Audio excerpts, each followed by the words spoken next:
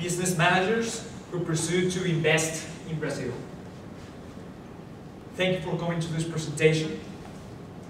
We are experts in the field of economics in Brazil, and we come to you to talk about the social, political, and economic aspects of Brazil, to let you know the country where you will be doing business, so that you have a more understanding of Brazil.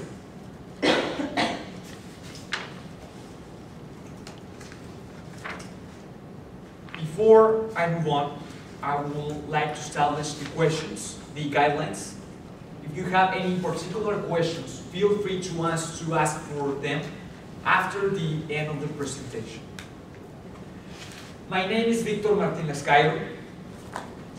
I will explain the overview of the economy in Brazil. Then, Joe Valadez will explain the culture in Brazil regarding to business. Later, Jackson Hofstadter will discuss how tourism affects the economy. Later, Eduardo Benke will talk about the different regions in Brazil and discuss their sources of economy. And last but not least, Emilio Dominguez will discuss the business environments such as government regulation and tax control to give you a more understanding of Brazil. Now, let me explain the overview of Brazil. First of all, I will explain the politics and the government, then I will do the economy, and then I will explain about the society. So first, government. Brazil consists on a form of government that is a federal government. It consists on an executive, judicial, and legislative branch. It has 26 states and one federal district, which is Brasilia, the capital of Brazil. The president of Brazil is Dilma Rousseff. Now, I will explain the economy of this country. GDP has the average growth of GDP is 4.3% from 2007 to 2011. The inflation rate is 5.1%, and the unemployment rate is 7%. Now I will discuss the sources of income of Brazil. The strongest industries are petroleum, petrochemical, mining, ethanol, telecommunications, and tourism. The agriculture sector consists on wheat, rice, soybeans, corn, and sugarcane. Now, let me discuss the exports in Brazil.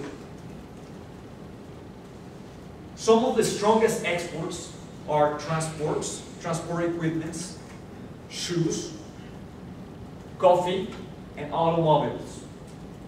In addition, Brazil owns the third place as the strongest manufacturer of petroleum in Latin America, after Mexico and Venezuela. Now I will explain the society in Brazil. Brazil has a population of more than 200 million people.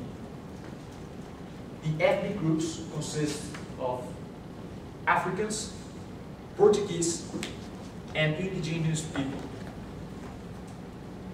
The strongest religion in this country is Roman Catholicism.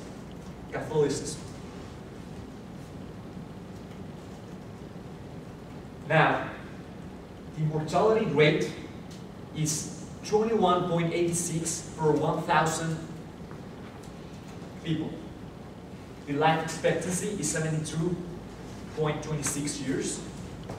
And with this information, Brazil is considered as the Human Development Index with a ranking of 73rd place of 169 countries. This statistic is given and evaluated regarding its mortality rate and life expectancy and standard of living. So I just explained the government, considering that Brazil is a federal government. Then I talk about the economy, which its GDP is rising, as it has a 4.3% growth. And then I talk about the society in which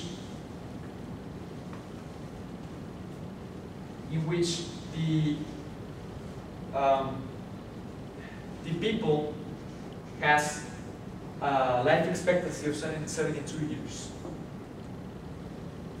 Now I'm going to hand it off to Joe Valles, who will explain the business culture. Thank you. Good morning. As Victor said, my name is Joe Valles. I'm an expert on Brazilian culture and Brazilian business. And here today I'm going to talk to you about the culture in Brazil and how it works and how the business culture is and the types of the corruption that Brazil is prone to.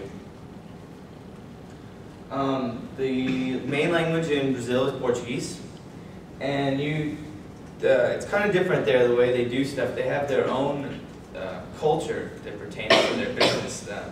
One of the key points of their culture is called jeitinho, which is a way to satisfy bureaucratic rule while still finding ways to do business in the country. Because there is so much bureaucratic rule, there has to be ways around it in order for them to do straightforward business, and that is what the name of that ethic and that way of doing business is. With 100 of the largest companies have a form of formal or informal ethics policies, according to the Journal of Business Ethics. And the formal policies rest with the CEOs. So there's been a big rise in big companies, which means more CEOs, which means more formal business ethics. Brazil is very diverse, and there are elements of loyalty, personal ties, and with jeitinho, their own ethics go side by side with Western policies such as the Code of Ethics and formal ethics programs, which they are adapting to and adopting. As for the corruption, Brazil unfortunately has a history of corruption, with the 1992 impeachment of President Mayo and the 2005 resignation of Finance Minister Alfonso Pelosi. Now, this corruption comes from, like I said, excessive bureaucracy with all the red tape that everyone has to go through. They find it easier to just bribe or to go under the table or to do something like that. But all that changed with the re-election of President Silva in 2006. And according to the Ethisphere, he had a personal war on corruption, which has continued with the current president, Rousseff. She continues this anti-corruption campaign that he started, and she's even been known, according to the LA Times, to clean house, which means that if she finds anyone that is corrupt in her cabinet, she has actually shown them the door in recent years in her time of office. She has zero tolerance for that, which brings me to the next point of zero tolerance, which was started by President Silva, and currently over 400 companies have signed the Brazilian Pact for Integrity and Against Corruption, which is a great sign for investment in this country, and it kind of shows that Brazil is ready to take on investors in business, and they will do it in a clean and safe way. Now I'm going to hand it over to Jackson and he is going to talk about tourism in Brazil. Thank you, sir. Good evening, everyone. I'm going to take you guys through a really vital part of Brazil's economy, their tourism industry. We're going to take a look at exactly where the tourism industry is now, how it benefits the economy and where it's going, and also what are some important sites to see while in Brazil. These are some statistics from the World Tourism Organization showing that a record 5.4 million international tourists visited Brazil in 2011, generating $79 billion to GDP. It's rated the second most visited destination in Latin America, in South America, and the third in Latin America behind only, I think, Mexico and Argentina. So obviously it's, you know, a very sought after booming industry that provides a lot of opportunities for a lot of businesses. The economic benefits are really pretty far and widespread throughout the entire economy. It creates this flow of money from other countries because tourists come to Brazil and spend their money. In 2011, $6.77 billion was spent into the Brazilian economy, generating a lot of revenue for all businesses, not just businesses in the tourist industry, because businesses come in, tourists come in and spend money at grocery stores or, you know, convenience stores, any, like, you know, shopping malls. It's not just limited to the businesses that are in the tourism industry, so everyone benefits. It's one of the largest employers in the country, providing 77.7 million jobs, which is 8% of total employment in the country. Obviously, the tourists buy Brazilian goods and services, driving up profits for all companies. This industry is set to grow at a rapid rate. It's going to grow by 7.8% in the next year, providing 200,000 direct jobs and adding $5.5 billion to GDP. So this industry is going to provide a lot of opportunities for anyone looking to invest or just looking to work in Brazil, just increasing all economic output. Some popular sites in Brazil. I mean, why is Brazil so popular? What's all the fuss about? Well, a lot of it takes place in Rio de Janeiro, which is one of the most popular cities in Brazil. They have the Christ the Redeemer. I'm going to utilize a laser pointer here. And he is a large Jesus on top of a mountain that overlooks the city of Rio. And he is very beautiful, and he makes people want to come to Rio a lot. Also, Rio Carnival is this like nationwide celebration that's like takes place in all the bars and streets and corners of every city in Brazil that culminates in Rio in this massive celebration with like half-naked women dancing around, and it's pretty crazy. Also, a really big attraction for people who come to Brazil are their beaches. Brazil has some of the most beautiful coastlines in the world, as evidenced by this photo here. And that's actually Fernando de Noronha, which is a small collection of islands that has been rated one of the most beautiful beaches in the world consistently.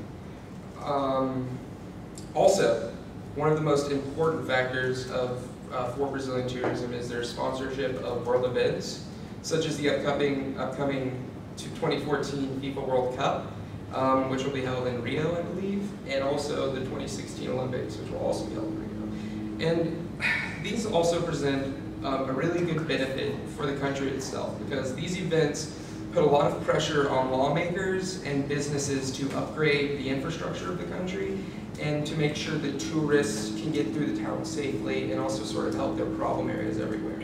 So it not only, like, you know, is making things nicer there, it helps the country as a whole because they're sort of pressured into making sure everything is nice.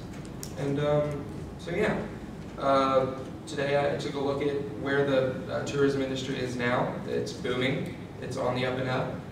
We looked at why tourism benefits the economy so much, because there's a lot of money in GDP, a lot of money is spent in the country, and it creates tons of jobs. Also, we took a look at, you know, some of the most beautiful places in the world to visit are in Brazil. Now I'm going to pass it off to my colleague, Eduardo, and he's going to take you through a little bit about something. Good morning.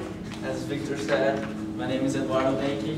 I am an economist and also a professor at St. Andrews University about Brazilian economy and geography.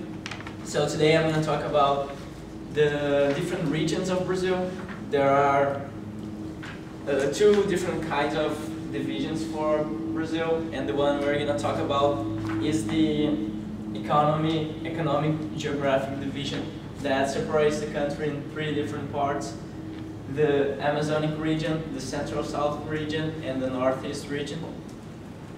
So the Amazonic region is the largest and includes 9 states of Brazil.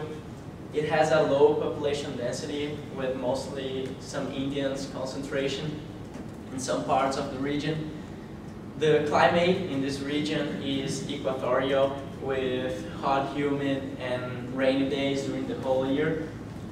The economy is based in mineral extraction, and the economy is predicted to develop a lot after the construction of the hydroelectric of Belo Monte. So the Northeast region is the smallest one, includes 10 states of Brazil, and has the second GDP and population. In this region, the climate is very dry with common droughts during the whole year.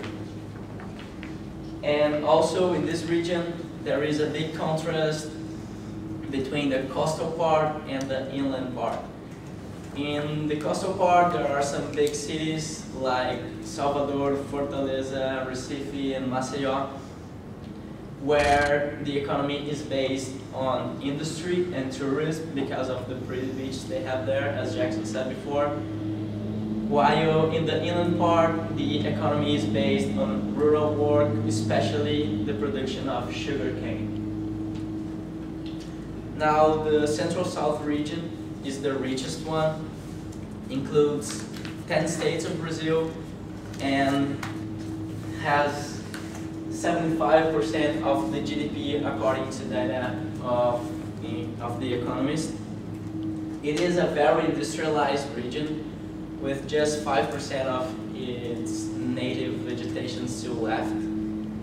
And the principal industries facilitated by a soil rich in minerals are the petrochemical, the textile, the automobile, and also the industry for ethanol and sugar. The main cities of this region are those in the pictures, like São Paulo, Rio de Janeiro, and Porto Alegre. And so to recap, what I talked about today was the different regions of Brazil, telling you about some important characteristics of this country with plenty of natural resources where economies should invest. Now I'm going to hand it off to Emilio Dominguez to talk about the business environment.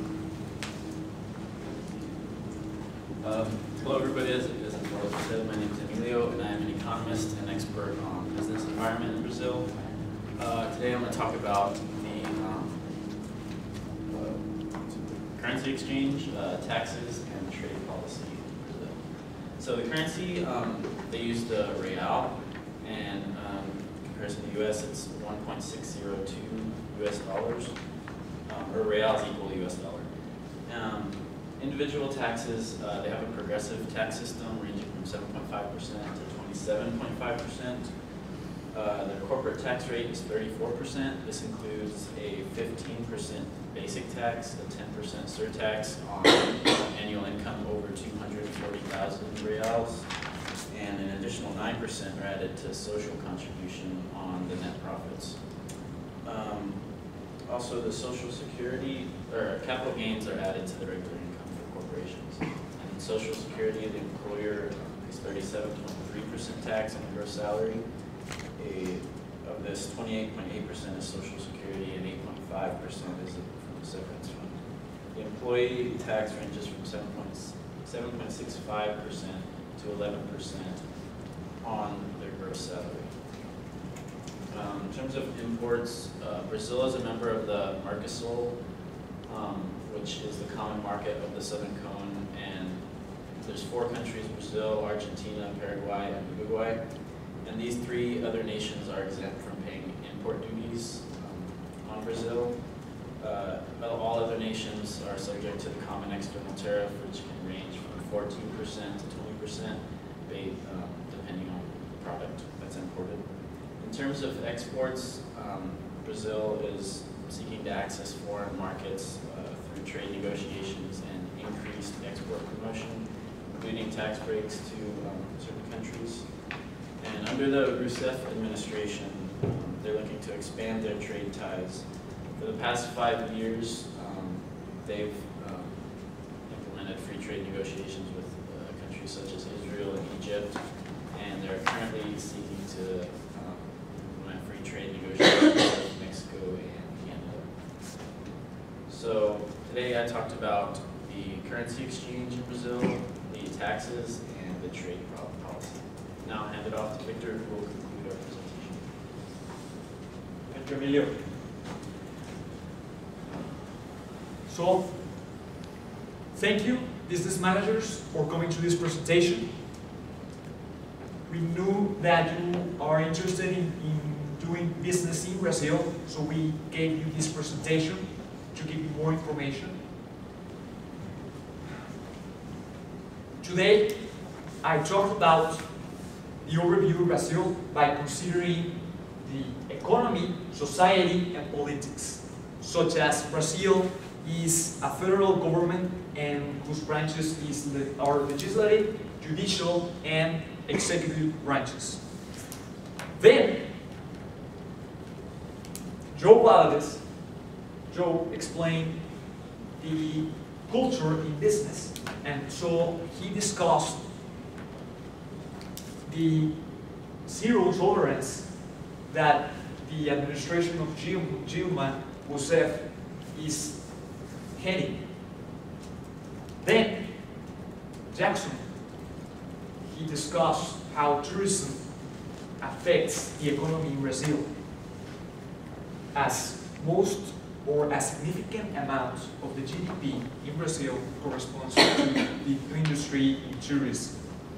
Later, Eduardo talked about the regions of Brazil and considered that the central south of Brazil extracts most of the petrochemical and petroleum output and has one of the most industrial cities, such as Brasilia and Sao Paulo.